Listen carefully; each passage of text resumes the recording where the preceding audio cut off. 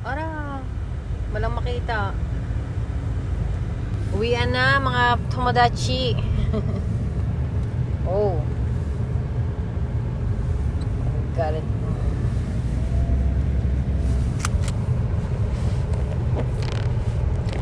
Galing graveyard. Yahoo. Dumaan akong Ichiba palengke. Ang mura ng isda, papakita ko sa inyo mamaya. Grabe. 3 pack. 120 pesos lang sa atin. Pero mga pinagtakpiasan yun na isda. Masarap na rin yun. Pampinaksiw at ihaw. Wait lang. Ito yung sinasabi ko sa inyo na 3 balot siya. Puro panga ng isda yan. Sarap. Yan.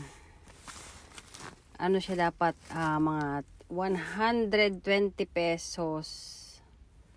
Isang pack na ganito. Palibhasa doon ako bumibili lagi sa matanda na yon sa palengke. Sinanyasan niya ako. Mahal pa pag umaga eh.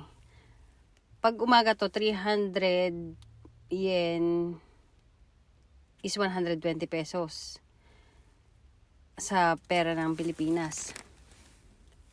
Yan o. Pwede siyang pang binaksiw, pang ihaw. Tipid na yan. O, di ba? Masarap pa to kasi mga panga. Nakuha ko lang siya ng 500 yen. As in 200 pesos. Itong 3 pack na to. O, di ba? Tipid-tipid din pag may time.